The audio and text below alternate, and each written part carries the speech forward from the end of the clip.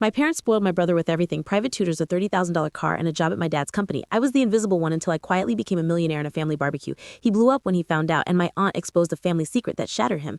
I was 12 when my parents forgot my birthday. They were too busy driving Nicholas to his tennis match. I stood in the hallway and said, "It's my birthday." My mom didn't look up. "Oh, happy birthday, sweetie." Then they left. That's how it always was. Nicholas got a $30,000 Jeep at 18. I got nothing. He got handed a job at dad's company. I wasn't even asked. When I was 16, dad told my uncle I wasn't business-minded because I kept to myself. So I kept my head down. I taught myself to code on a Craigslist laptop, built apps at night, freelanced, moved out at 20 and never asked for a dime. Nicholas still lived at home rent-free, bragging about running the show with dad. Meanwhile, I sold my first app, then a second, built a SaaS platform, bought rental properties, and became a millionaire quietly. My family assumed I was broke. I let them. Then came the family barbecue. I showed up in a black Audi, tailored clothes, expensive wine. Nicholas's jaw clenched the second he saw me. People started asking questions. "What do you do, Jonas?" I said, "Tech stuff, sold a couple apps, invested a bit." Nicholas laughed. "Yeah, sure, Jonas is the next Zuckerberg." I just played smart, quietly. That word quietly did something to him. My aunt spoke up. "So Jonas, are you planning to take over dad's company someday?"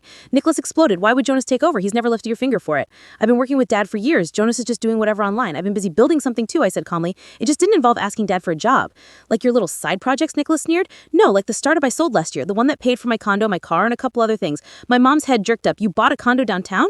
"Paid in full." The backyard went silent. My aunt smiled. "Well, if your dad were fair, he'd offer you a stake in the company. You're the only one who actually built something from scratch." Nicholas turned red. "You think I don't work hard?" "You do what your dad tells you," she said. "That's not the same thing." Nicholas couldn't let it go. Later, I overheard him telling my parents I was sneaky and wanted to steal his inheritance. My cousin told me he asked dad to freeze me out of the will. That's when I hired a forensic accountant. Turns out Nicholas had been bleeding the company, misusing funds, buying a Rolex with the company card, shifting assets into a shell business. Illegal, sloppy, arrogant. I also learned something else from my aunt, something darker. She showed me a photo. My dad, younger. Next to him, a blonde woman holding a baby, me. "That's your biological mother," she said, "Natalie. She died when you were a baby. Your mom agreed to raise you, but she never let your dad forget you weren't hers. When Nicholas was born, you became the leftover." Everything made sense. A few weeks later, my dad's 60th birthday party. Big banquet hall, slideshow of his life. Not a single picture of me. Nicholas gave a speech about legacy. Then my aunt stood. "To the quiet one," she said, raising her glass toward me. Nicholas laughed. "What was it Jonas does again? An app? Dropshipping?"